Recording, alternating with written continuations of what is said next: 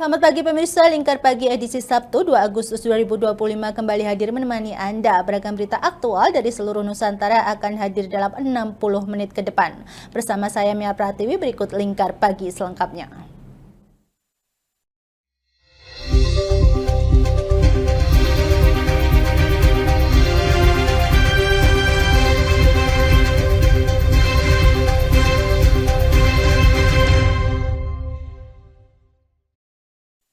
Mengawali berita pertama pemirsa, untuk meningkatkan kesiapan anggota di lapangan, Polresta Pati menggelar simulasi pengamanan aksi demonstrasi. Kegiatan ini menekankan pendekatan humanis dalam menghadapi massa tanpa mengabaikan aspek keamanan dan ketertiban.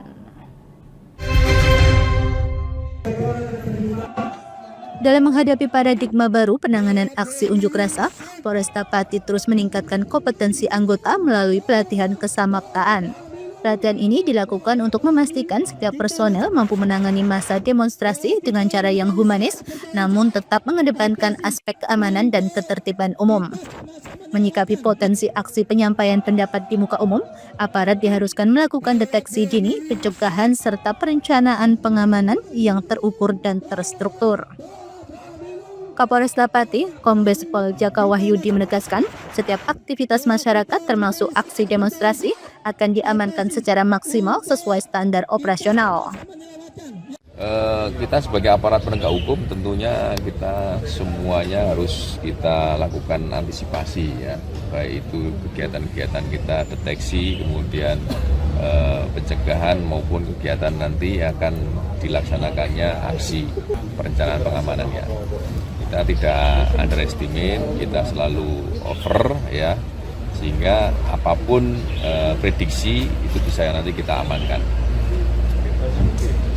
Apapun bentuk kegiatan masyarakat, apakah itu kegiatan yang sifatnya keramaian, kegiatan aksi unjuk rasa ya, tetap kita lakukan pengamanan secara maksimal. Biasanya sudah ada yang... Ia menambahkan, pelatihan ini juga bertujuan membentuk personel yang sigap, tangguh, dan memiliki sensitivitas sosial saat bertugas di tengah masyarakat. Dari Pati, Mutia Parasti, Lingkar TV melaporkan.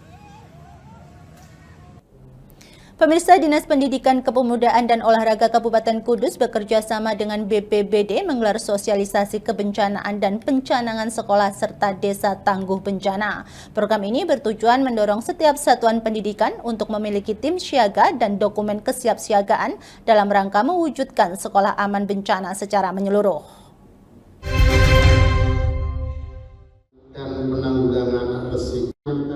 Pemerintah Kabupaten Kudus melalui BPBD dan Distrik-Pora menggelar sosialisasi komunikasi, informasi, dan edukasi atau KIE kebencanaan di Pendopo Kudus.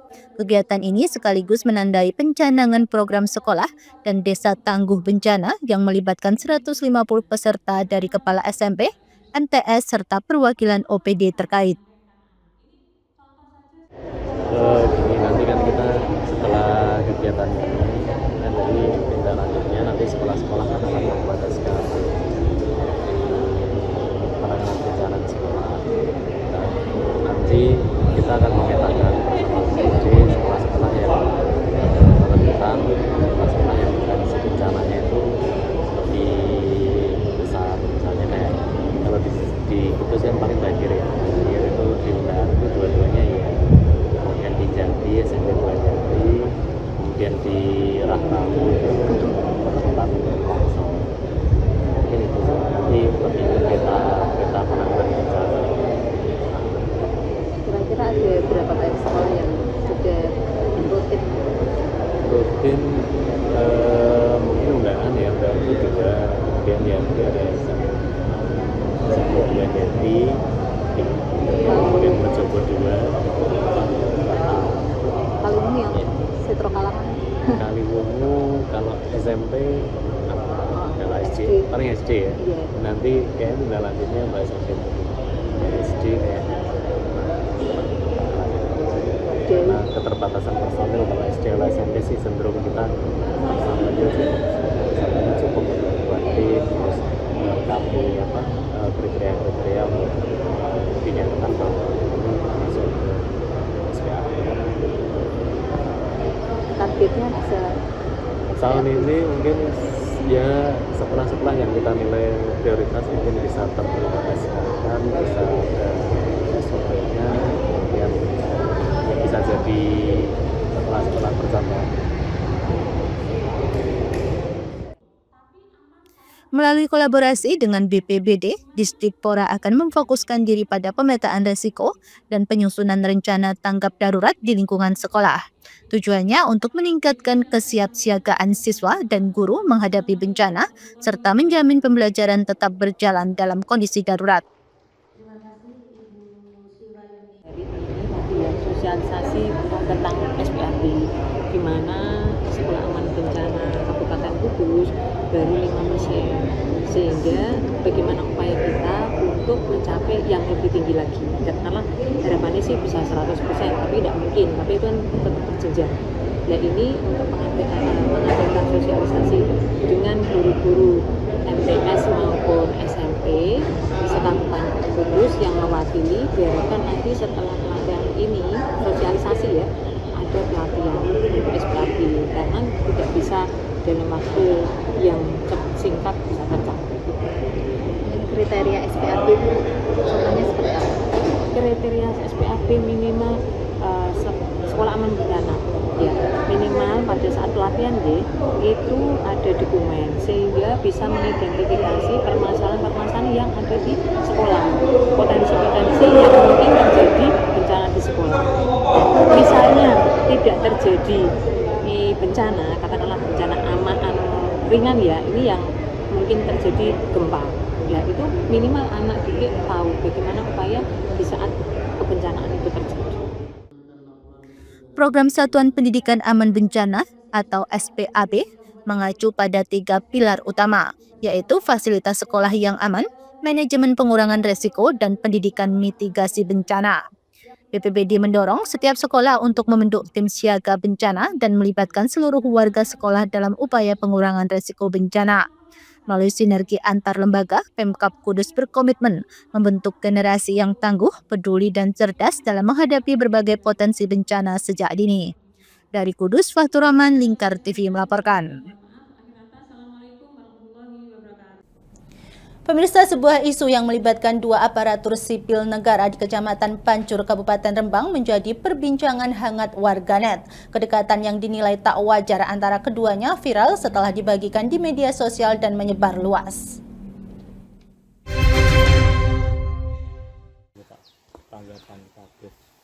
Sebuah unggahan di media sosial Instagram dan TikTok yang diambil oleh warga menampilkan dugaan peristiwa di sebuah musola.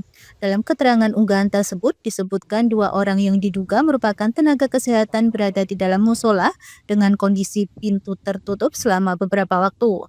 Isu ini menyita perhatian publik dan memicu beragam tanggapan dari masyarakat. Banyak yang menyesalkan jika benar kejadian tersebut melibatkan ASN yang sudah berkeluarga dan memiliki peran sebagai pelayan publik.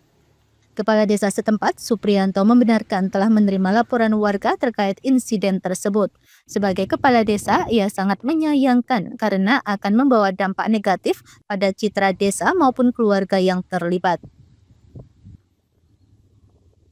Tapi di sini itu saya selalu Kepala Desa pribadi, waktu itu Kamis malam Jumat kurang lebih jam 9 malam, waktu saya habis dari Lasem mau parkir mobil ke garasi, saya diberhentikan oleh Bapak Edi gitu ya, selaku ayah dari korban BR. Ya, ini juga mencoreng nama baik desa kami, Mas, karena satu ya, keluarga ED ini keluarga pensiunan PNS baik dinas kabupaten dan juga dinas kesehatan yang istrinya, dan yang keduanya si pelaku ini juga selaku P3K yang diangkat di tahun 2023. Sebenarnya kita malu banget akan lihat apa yang lain dari Pemkes. Langkah kami berusaha semaksimal mungkin untuk membersihkan nama baik desa kami, makanya kami selalu berkoordinasi dengan Pak Edi. Pak, yang di sini tuh kapan Pak? Kamis itu yang minggu kemarin? Betul. Itu kejadiannya bulan April. Udah lama Informasi berarti. udah lama. Sebelum kami pasang CCTV yang ada di Gapura itu. Terus CCTV itu Sebelum. maksudnya dipasang Setelah ramai ini. ramai masalah. Enggak, itu memang tujuh Memang dari terus. kegiatan desa kami, tapi itu di bulan 6 pemasangannya kemarin. Jadi kalau dicari di bulan April enggak ada. Nah, mungkin kalau saat ini kejadiannya minggu kemarin bisa dilacak di CCTV itu bisa. Malam hari ini masalahnya. Sore, kurang lebih jam 2 sampai antara jam 4. Posisi musola seperti tadi. Posisi musola selalu tertutup. Enggak berani ada yang buka kalau enggak pas jamaah. Jadi mereka berdua di dalam dan kondisi tertutup. Baik. Tapi dari keterangan warga sekitar gimana Pak? Kalau warga sekitar ya mereka berdua di dalam saja. Untuk pasnya apa yang mereka lakukan tidak ada yang tahu. Tapi lama ya? Kurang lebih 1 jam. 1 jam. Supriyanto juga mengungkapkan salah satu dari individu yang diduga terlibat dikenal tertutup dan jarang berinteraksi dengan warga. Meskipun begitu, pemerintah desa menyerahkan penanganan sepenuhnya kepada pihak berwenang sesuai prosedur yang berlaku. Dari Rembang, Fikirio Lingkar TV melaporkan. Pemirsa, sebanyak 194 penerima beasiswa berprestasi di Kabupaten Pati terancam dicabut haknya jika mengundurkan diri atau tidak mampu mempertahankan indeks prestasi kumulatif di atas 3,0.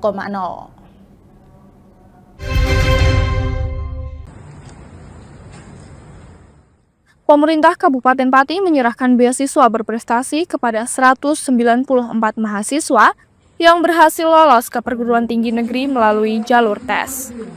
Beasiswa diberikan dalam 3 kategori, yakni untuk mahasiswa dari keluarga miskin sebesar Rp1.000.000 per bulan, miskin ekstrim sebesar Rp1.500.000, dan untuk jurusan kedokteran sebesar Rp2.500.000 per bulan.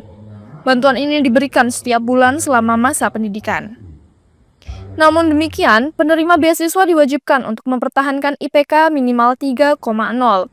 Jika tidak memenuhi syarat tersebut atau mengundurkan diri, maka beasiswa dapat dicabut. Dinas Pendidikan dan Kebudayaan Kabupaten Pati sebelumnya menerima data dari cabang Dinas Pendidikan Wilayah 3 Provinsi Jawa Tengah dengan total 284 calon penerima.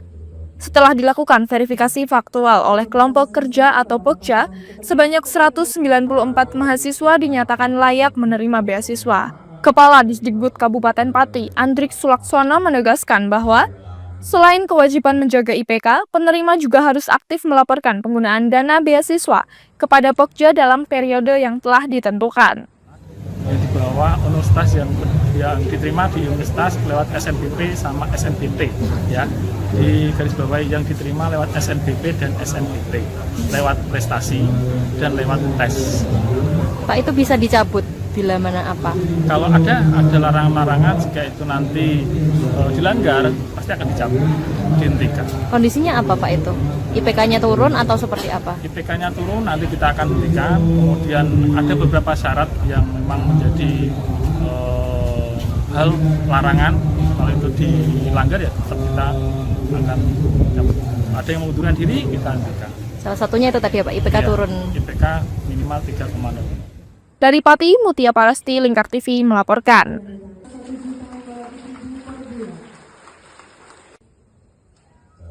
Pemirsa, kami akan kembali usai jeda pariwara berikut ini, tetaplah bersama kami.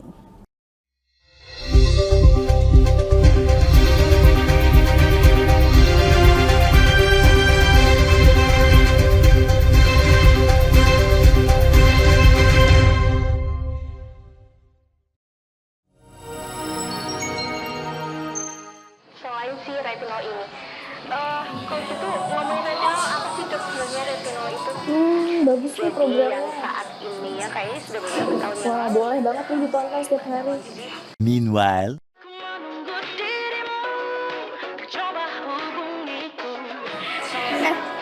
Kamu lagi nonton apa sih dari tadi kok apem-apem mulu?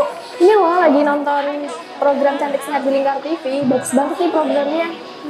Oh ada ya program kayak gitu? Ada loh di programnya di Lingkar TV. Kau udah tahu kan Lingkar TV? Belum, kan belum tahu Lingkar TV. Lingkar TV itu TV digital streaming online yang sudah mengantongi izin PSE dari Kominfo dan bisa diakses di HP kalian mestinya. Oh iya? Iya, bagus loh. Coba di-download sekarang. Bentar deh, aku tak coba download dulu. Iya. Selain program Cantik Sehat, kalian juga bisa menonton program lainnya di Lingkar TV dan bisa ditonton kapanpun dan dimanapun kalian berada loh. Gimana, udah bisa? Udah nih, punyaku udah bisa. Punyaku juga udah nih. Wah ya, bagus dong kalau udah download semuanya. Tunggu apa lagi? Sekarang giliran kamu download aplikasi Lingkar TV di Play Store.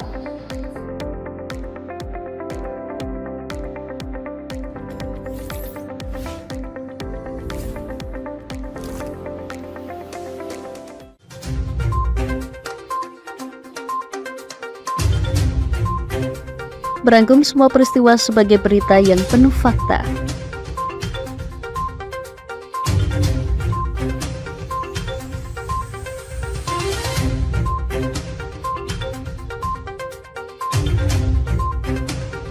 Saksikan Jateng hari ini setiap Senin hingga Sabtu hanya di Lingkar TV.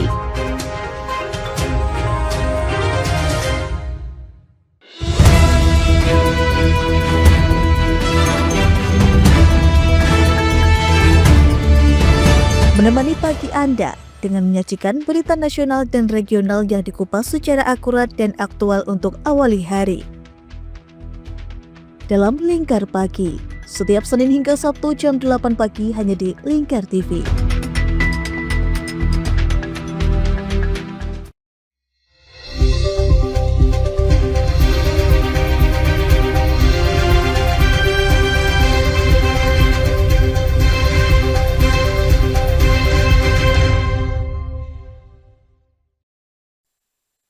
Dari Pati kita beralih ke Demak, pemirsa. Ratusan hektar sawah wakaf milik Badan Kesejahteraan Masjid atau BKM yang tersebar di sejumlah titik di Kabupaten Demak, Jawa Tengah resmi dilelang kepada masyarakat. Lelang ini dilakukan secara terbuka sehingga seluruh warga Demak berkesempatan untuk mengikuti dan memenangkan sewa sawah wakaf tersebut selama 1 tahun.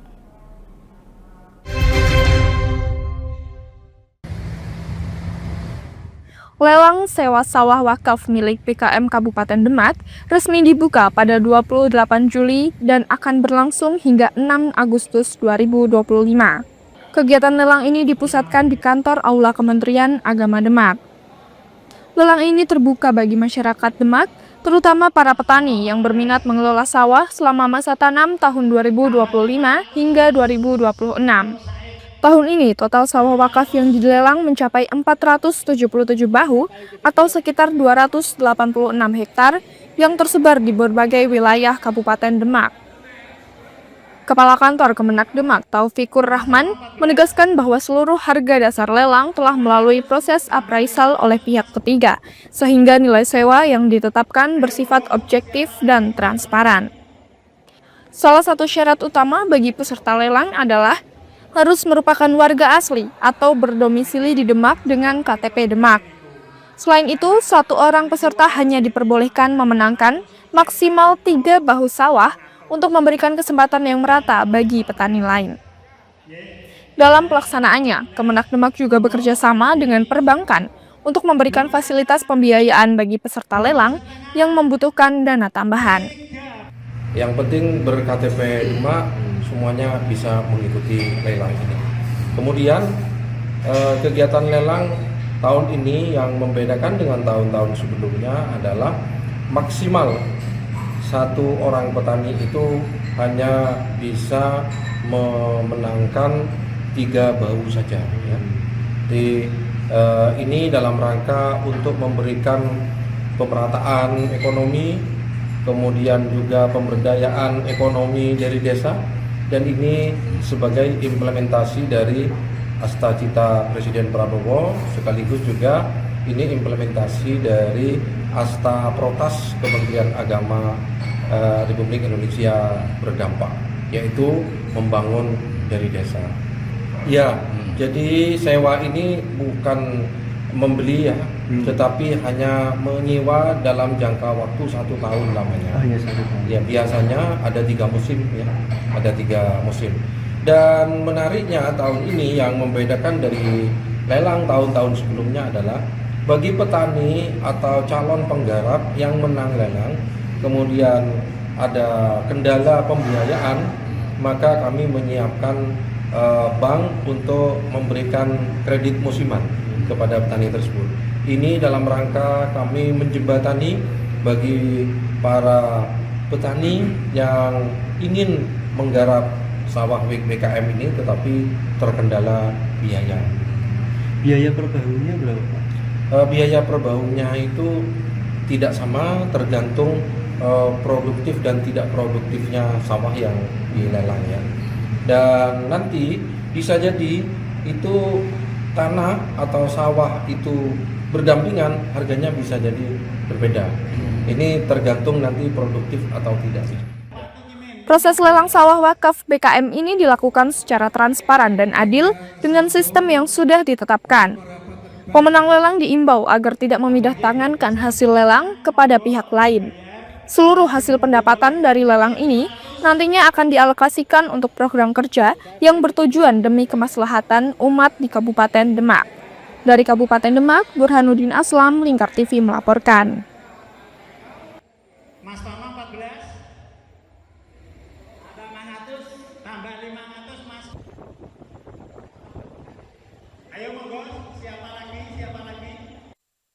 Pemirsa, sebanyak 5 perangkat desa di Desa Papringan, Kecamatan Kaliwungu, Kabupaten Semarang tersandung perkara dugaan tindak pidana korupsi dalam program pendaftaran tanah sistematif lengkap atau PTSL tahun 2020. Kerugian negara akibat perbuatan kelima perangkat desa tersebut diperkirakan mencapai sekitar 907 juta rupiah.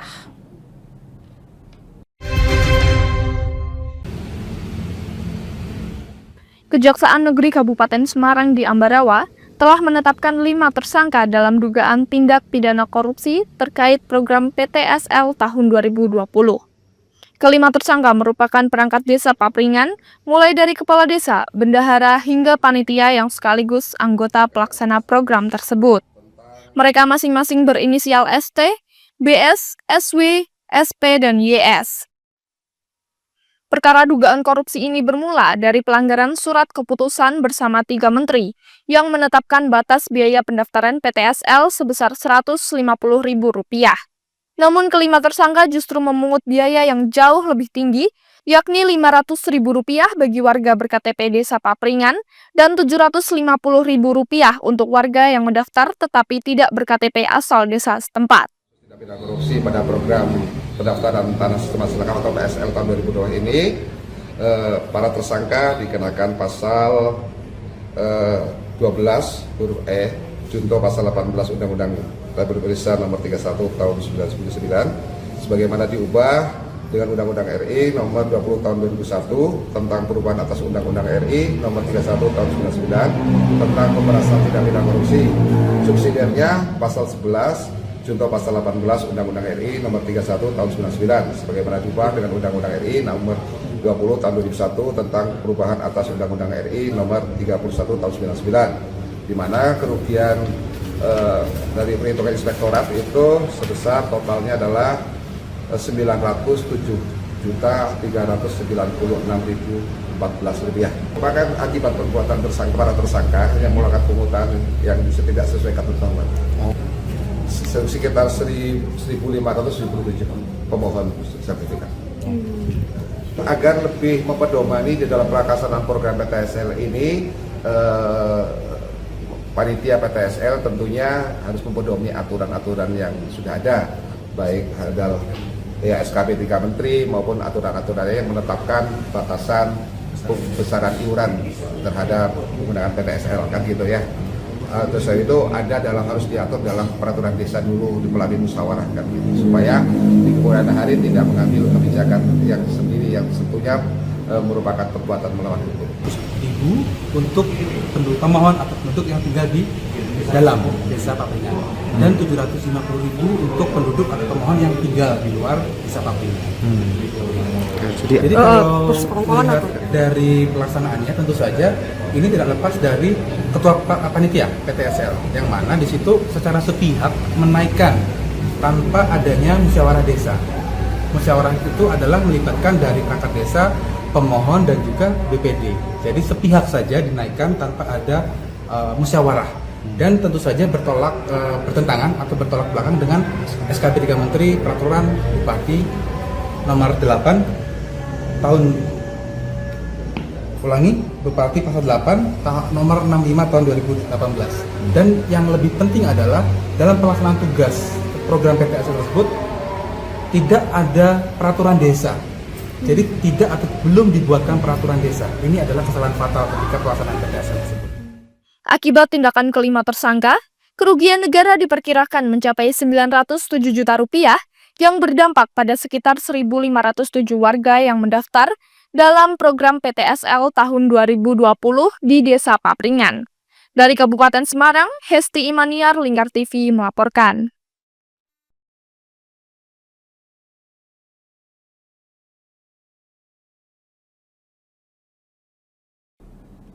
Terima kasih pemirsa, Anda masih bersama kami. Pemirsa, pernah viral hingga menarik perhatian wisatawan mancanegara. Kampung Pelangi di Kota Semarang kini mengalami perubahan drastis. Kawasan yang dulunya dipenuhi warna-warni cerah dan menjadi ikon wisata urban, kini tampak sepi dan mulai kehilangan pesonanya.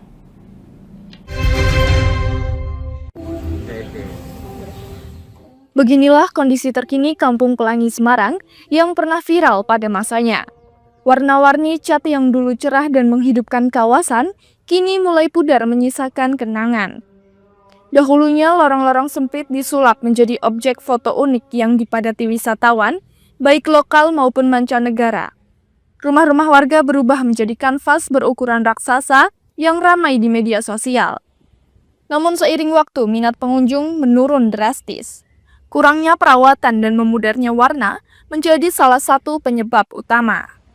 Ketua Pokdarwis Kampung Pelangi, Yosep Triprawoko, mengaku jumlah pengunjung turun hingga 100%. Padahal di samping spot foto, ia juga menawarkan paket wisata edukatif seperti pembuatan wingko babat, kerajinan kertas, hingga wisata religi. Meski masih dikunjungi wisatawan asing, terutama saat kapal pesiar singgah di Semarang, jumlahnya belum cukup untuk menutup kebutuhan operasional. Menurut Yosep, biaya untuk melakukan pengecatan ulang diperkirakan mencapai 250 juta rupiah. Ia telah mengajukan proposal kepada Pemkot Semarang, namun hingga kini belum ada tindak lanjut.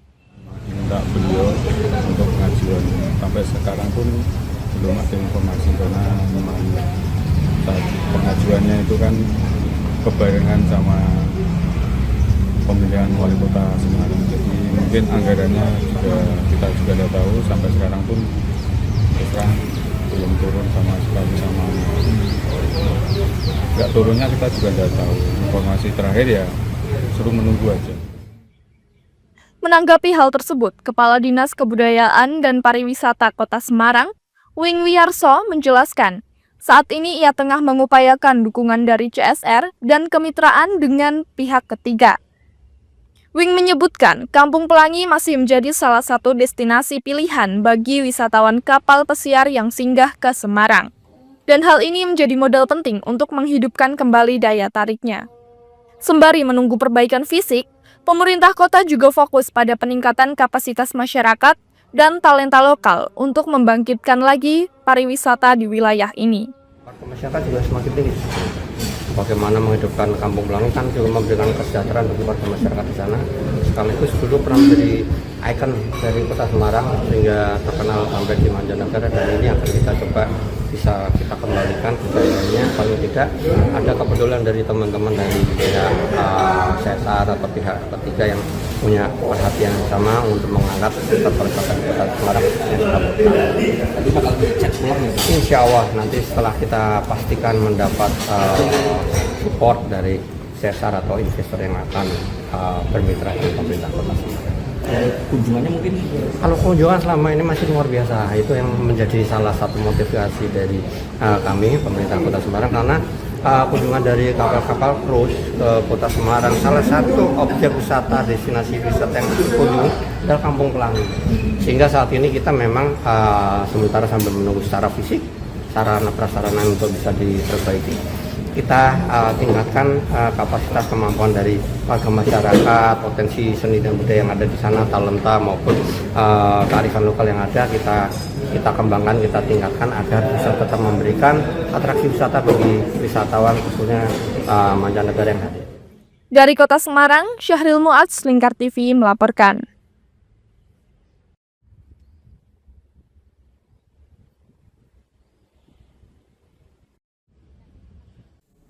Pemirsa, beras bantuan pangan pemerintah seberat 10 kg diduga memiliki kualitas yang tidak layak konsumsi. Sejumlah warga di Kabupaten Blora pun terpaksa menjualnya ke pedagang di pasar tradisional. Sejumlah pedagang beras di pasar tradisional Sidomakmur, Blora, Jawa Tengah mengaku menerima banyak penjualan beras bantuan pangan dari warga. Warga memilih menjual beras tersebut karena kualitasnya yang dinilai buruk. Selain butirannya yang rusak, warna beras juga tampak kekuningan. Beras-beras tersebut dijual warga dengan harga sekitar Rp10.000 per kilogram. Salah satu pedagang Sulasi bahkan mengaku telah membeli sekitar 80 kg beras bantuan dari warga. Beras itu kemudian ia jual kembali dengan harga yang sama, namun digunakan sebagai pakan ternak. 8 pes itu berapa? 80 kilo. Ya. Itu dijual berapa oleh warga? Jual 1 kilonya 100 itu untuk 100 sampai 10 kilo. 10 kilo ya. Berarti 1 kilonya itu 10.000. Kenapa Bu itu Bu banyak warga yang menjual Bu? Berasnya rusak atau gimana? Rusak, berasnya menir nih, beras racun. Kualitasnya buruk ya. Terus beras itu jenengan apakan setelah jenengan beli? Jadi jual lagi. Dijual lagi. Beras menir. Jualnya ya menir. Pak, bagai ini. Laku berapa itu? 1 kilonya jenengan laku jual berapa? Ya 100. 100 itu ya? Iya. Nggak ambil untung berarti? Salah, buat untung-untungan ya. Sementara itu, harga beras di pasar tradisional Blora masih tergolong tinggi. Beras jenis Cihereng dijual dengan harga Rp13.000 per kilogram, sementara jenis Mapan hingga Raja Lele mencapai Rp14.000 per kilogram. Dari Kabupaten Blora, Hanafi, Lingkar TV melaporkan. Pemirsa, kami akan kembali usai jeda pariwara berikut ini, tetaplah bersama kami.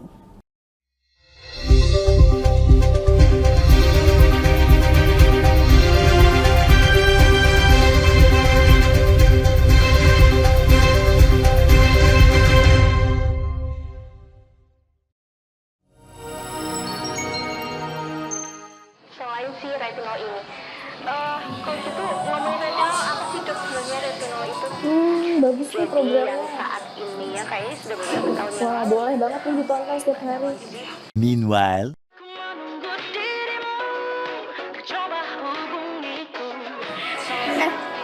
Kamu lagi nonton apa sih dari tadi kok apem-apem mulu? Ini loh lagi nonton program Cantik Sehat di Lingkar TV. Bagus banget nih programnya. Oh, ada ya program kayak gitu?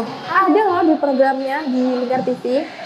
Kamu udah tahu kan Lingkar TV? Belum. Kan belum tahu Lingkar TV.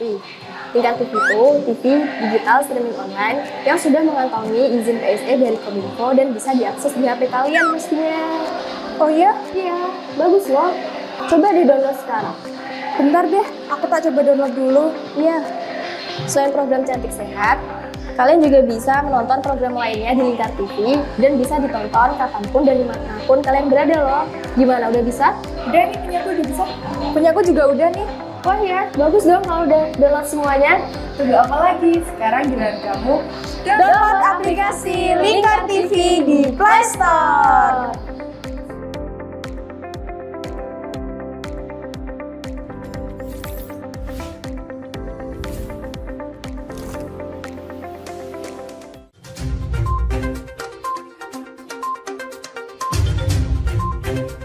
Berangkum semua peristiwa sebagai berita yang penuh fakta.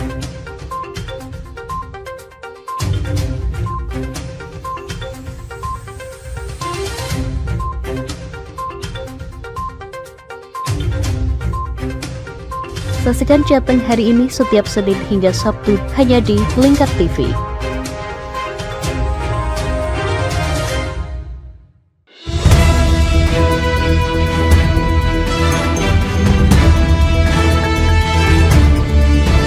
Menemani pagi Anda dengan menyajikan berita nasional dan regional yang dikupas secara akurat dan aktual untuk awali hari.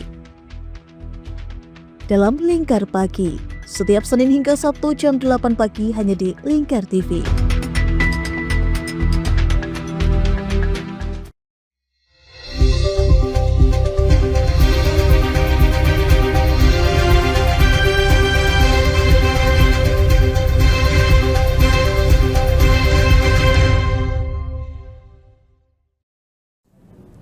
Pemirsa, krisis BBM yang sempat melanda Kabupaten Jember dan sekitarnya tidak sepenuhnya disebabkan oleh penutupan jalur Gunung Gumitir. Polisi menduga maraknya praktek penimbunan BBM oleh tengkulak menjadi salah satu pemicunya. Para pelaku menggunakan sepeda motor dengan tangki modifikasi berkapasitas lebih dari 10 liter untuk membeli BBM dalam jumlah besar. Menanggapi situasi ini, Pertamina memperketat pengawasan dan pembelian BBM untuk kendaraan jenis tersebut.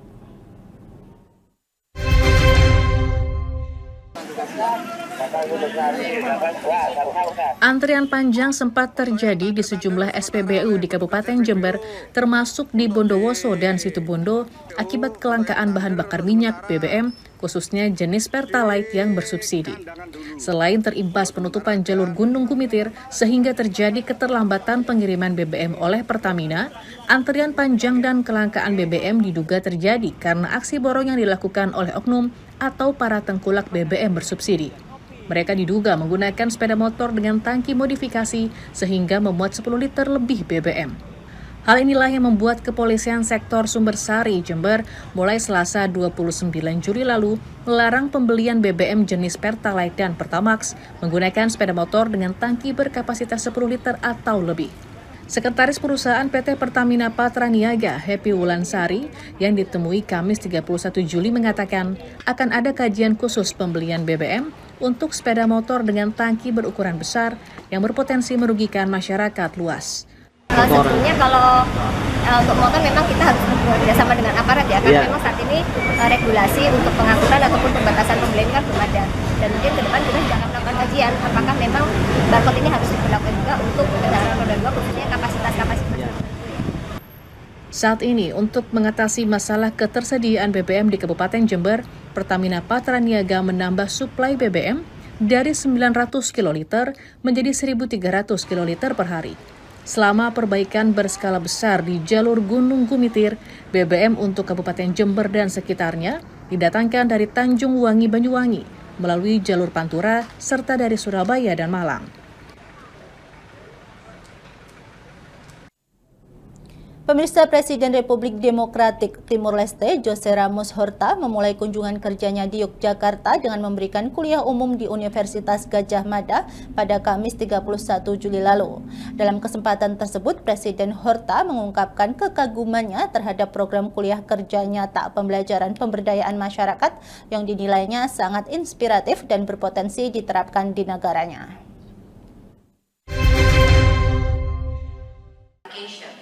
Dalam kunjungan kerjanya ke Indonesia, Presiden Republik Demokratik Timor Leste José Ramos Horta menyambangi Universitas Gadjah Mada Kamis 31 Juli. Dalam kunjungan ini, Presiden Horta tertarik akan inisiatif UGM dalam program kuliah kerja nyata pembelajaran pemberdayaan masyarakat atau KKN PPM.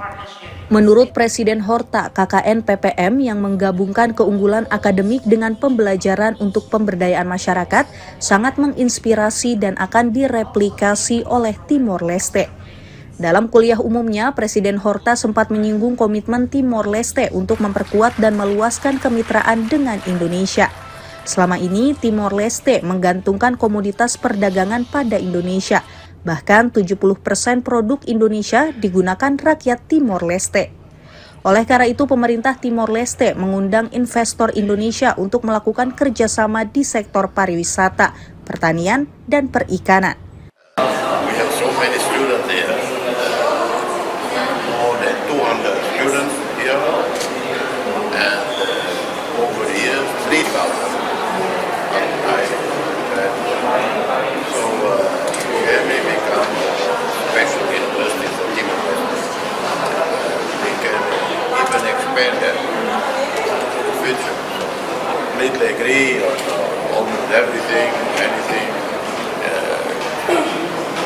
both domestically and internationally. So the cooperation with Indonesia is number one priority, and education cooperation with Indonesia is also one of the most important elements of our relationship. Presiden Horta menambahkan pada hubungan bilateral dengan Indonesia, Timor Leste masih memiliki beberapa isu yang perlu diselesaikan, seperti penentuan batas darat dan batas kemaritiman.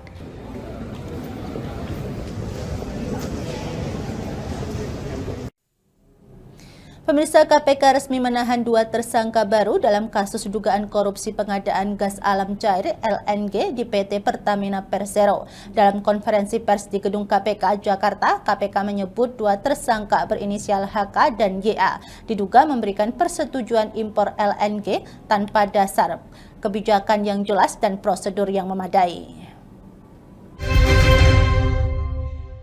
Komisi Pemberantasan Korupsi KPK menahan sejumlah tersangka dalam dugaan kasus tindak pidana korupsi pada pengadaan gas alam cair atau liquefied natural gas LNG di PT Pertamina Persero tahun 2013 sampai dengan 2020. Para tersangka tersebut yakni HK yang merupakan Direktur Gas PT Pertamina Persero tahun 2009 hingga 2014 serta YA selaku Senior Vice President Gas dan Power PT Pertamina tahun 2013-2014 dan Direktur PT Pertamina tahun 2015 hingga 2018. Dalam konferensi pers yang digelar di Gedung KPK Jakarta, Kamis 31 Juli, Pelaksana Tugas Deputi Penindakan dan Eksekusi KPK Asep Guntur Rahayu menerangkan bahwa kedua tersangka diduga memberikan persetujuan terkait pengadaan LNG impor tanpa ada pedoman pengadaan. Jadi membeli ya, Pertamina ini membeli nih import ya LNG tapi belum jelas siapa yang akan jadi konsumennya gitu ya. Ini pembelian ini seharusnya memang sudah jelas sehingga sudah bisa diprediksi keuntungannya dan lain-lainnya gitu seperti itu. HK dan YA disangkakan melanggar pasal 2 ayat 1 atau pasal 3 Undang-Undang Nomor 31 Tahun 1999 tentang pemberantasan tindak pidana korupsi. Sebagaimana telah diubah dengan Undang-Undang Republik Indonesia Nomor 20 Tahun 2001 tentang perubahan atas Undang-Undang Nomor 31 Tahun 1999 tentang pemberantasan tindak pidana korupsi, contoh pasal 55 ayat 1 ke 1 KUHP.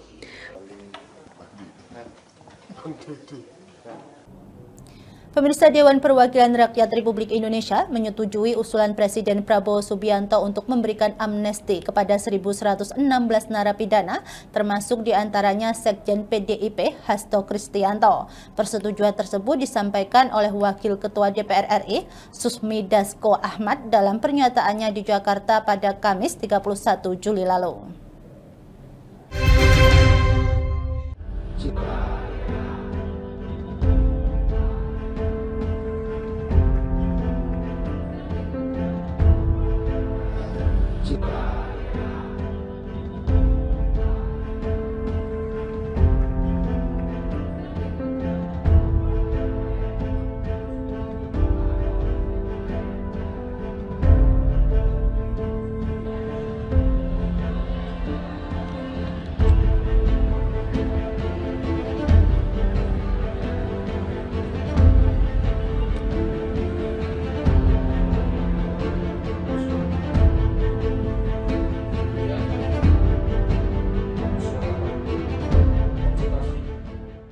Dan pertimbangan atas Surat Presiden Nomor 42 Pres 07 2025 tanggal 30 Juli 2025 tentang amnesti terhadap 1.116 orang yang telah terpidana diberikan amnesti, termasuk saudara Hasto Kristianto. Pemirsa, kami akan kembali usai jeda pariwara berikut ini, tetaplah bersama kami.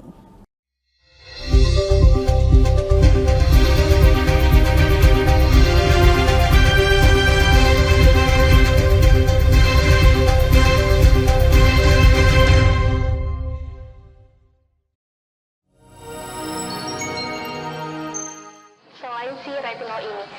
Kalau gitu ngomongin retinol, apa sih dok sebenarnya retinol itu? Bagus nih programnya. Yang saat ini ya kayaknya sudah beberapa tahun yang Wah, boleh banget nih ditonton setiap hari. Meanwhile,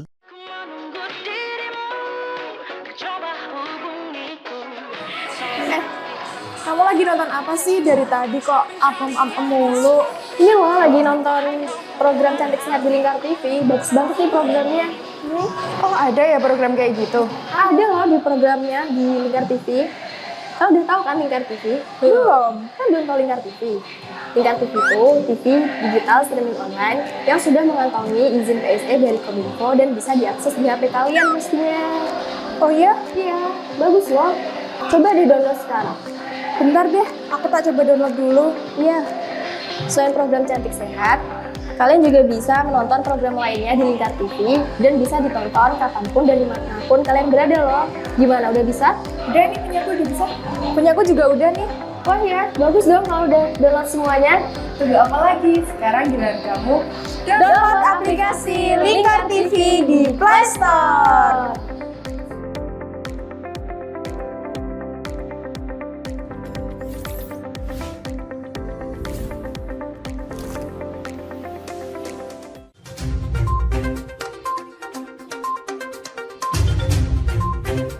Berangkum semua peristiwa sebagai berita yang penuh fakta.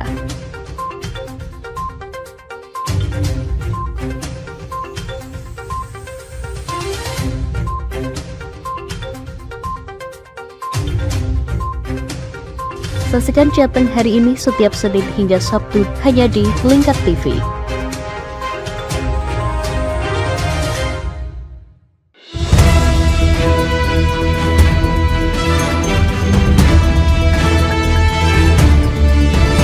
Menemani pagi Anda dengan menyajikan berita nasional dan regional yang dikupas secara akurat dan aktual untuk awali hari.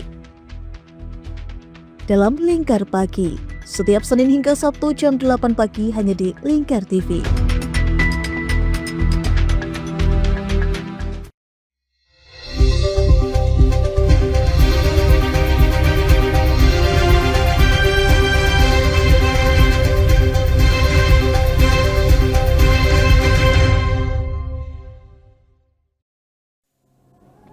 Pemirsa, petugas imigrasi kelas 1 non-TPI Serang mengamankan 2 warga negara Iran berinisial AM dan AF yang terekam kamera pengawas mencuri uang di sebuah konter handphone kawasan Cipocok Jaya, Kota Serang, Banten pada 18 Juli 2025.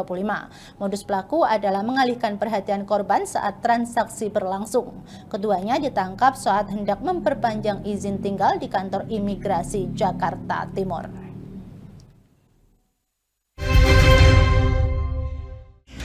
16.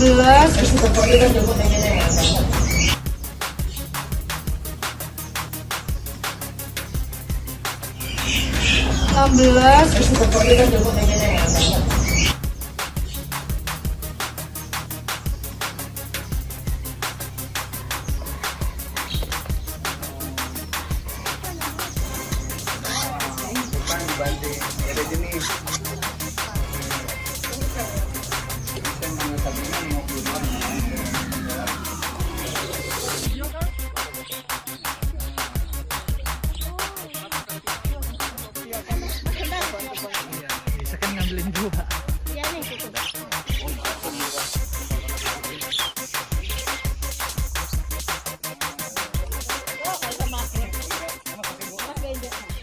Jadi total keseluruhan ada 742 ekor.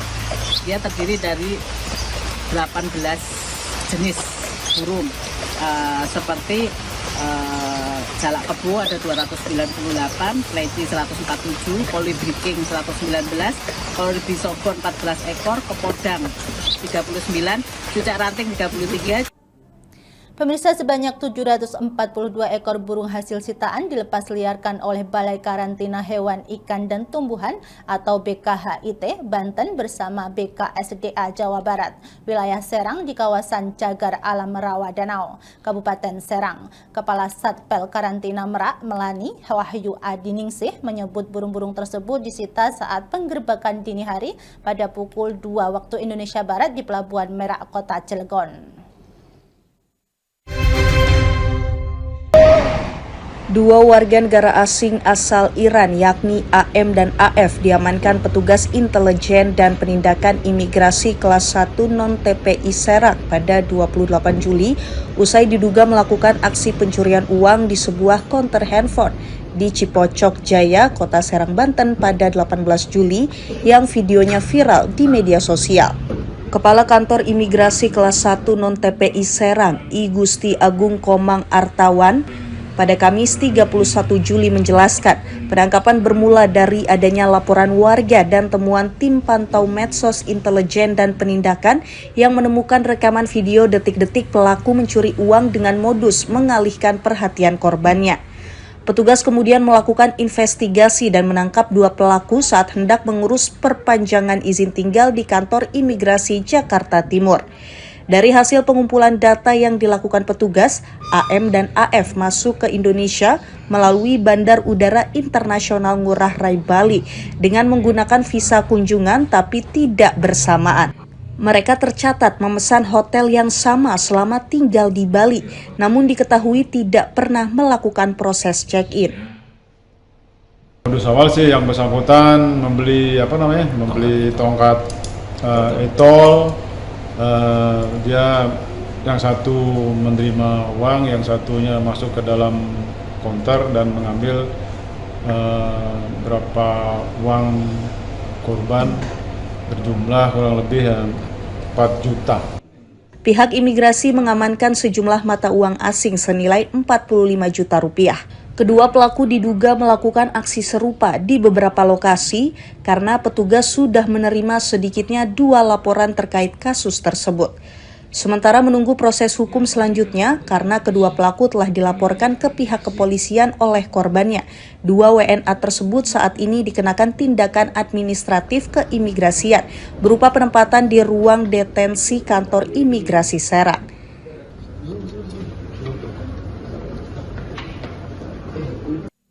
Pemirsa, Wakil Menteri Kesehatan RI Dante Saxono Harbuwono mengapresiasi inisiatif Kelurahan Sangaji di Kecamatan Ternate Utara yang memanfaatkan program Koperasi Merah Putih untuk membangun fasilitas kesehatan berupa klinik. Apresiasi ini disampaikan usai Wamenkes meninjau langsung di lokasi Ternate pada Kamis 31 Juli lalu. Wakil Menteri Kesehatan Dante Saxono Harbuwono memberikan apresiasi kepada Kelurahan Sangaji di Kota Ternate, Maluku Utara karena memanfaatkan program Koperasi Merah Putih untuk membangun layanan kesehatan berupa klinik. Hal itu disampaikan Wamenkes saat mengunjungi Kelurahan Sangaji di Kecamatan Ternate Utara, Kamis 31 Juli untuk meninjau fasilitas layanan kesehatan tersebut. Ia berharap keberadaan klinik kesehatan tersebut dapat dikelola secara baik sesuai dengan aturan untuk memberikan pelayanan prima kepada masyarakat. Jadi Koperasi Merah Putih ini adalah salah satu program yang dilakukan dicetuskan oleh Presiden Prabowo untuk memberikan kemandirian kepada kelurahan dan desa di wilayah masing-masing. Salah satu yang saya kunjungi pada hari ini dan sekarang saya berada di wilayahnya adalah tentang klinik dan apotek desa. Nah, klinik dan apotek desa ini nanti adalah perpanjangan dari puskesmas untuk pengobatan masyarakat. Wali Kota Ternate M. Tauhid Soleman usai mendampingi Wamenkes menyatakan bahwa Koperasi Merah Putih sudah dibentuk di 78 kelurahan yang tersebar di 8 kecamatan di Kota Ternate. Koperasi di Ternate karena jumlah kelurahan 78, secara pendirian 78 sudah terbentuk. Nah, tinggal nanti ada pendampingan. Ya, nanti pendampingan itu kita biayai melalui anggaran dari pemerintah daerah dalam rangka untuk penguatan profesionalisme dari para pengurus koperasi. Itu paling penting. Adapun program ini menjadi bagian dari inisiatif Presiden Prabowo Subianto dalam memperluas akses layanan kesehatan di masyarakat melalui penguatan peran koperasi.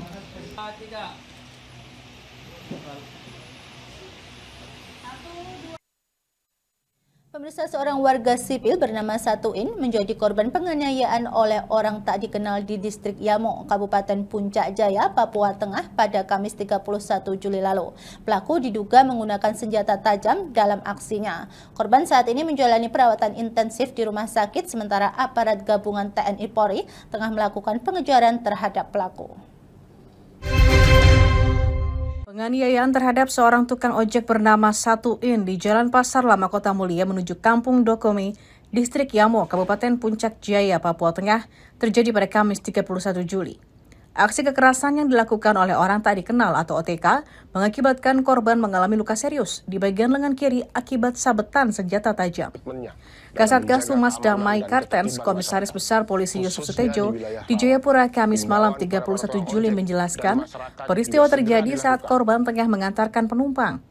Dalam perjalanan, korban melihat dua orang tidak dikenal atau OTK mengikuti dan memberhentikannya hingga aksi kekerasan menggunakan senjata tajam terjadi. Saat korban terluka, sepeda motor yang ia kendarai dibawa lari oleh pelaku. Penumpang tersebut diduga memiliki hubungan keluarga atau saling kenal dengan pelaku. Selain melukai korban, pelaku juga merampas sepeda motor milik korban. Usai kejadian, korban berhasil dievakuasi dalam kondisi sadar ke RSUD Mulia dan langsung mendapat penanganan medis. Tim gabungan Operasi Damai Kartens langsung bergerak ke lokasi dan melaksanakan pendataan serta konsolidasi pasca penanganan. Investigasi juga dilakukan untuk mengetahui siapa pelakunya dan motif dari kejadian ini. Kombes Yusuf menambahkan aparat gabungan TNI Polri tengah melakukan pengejaran dan penegakan hukum terhadap pelaku penganiaya yang diduga terlibat dalam kelompok bersenjata. Aparat gabungan memperkuat patroli keamanan guna memberikan jaminan keamanan bagi masyarakat setempat.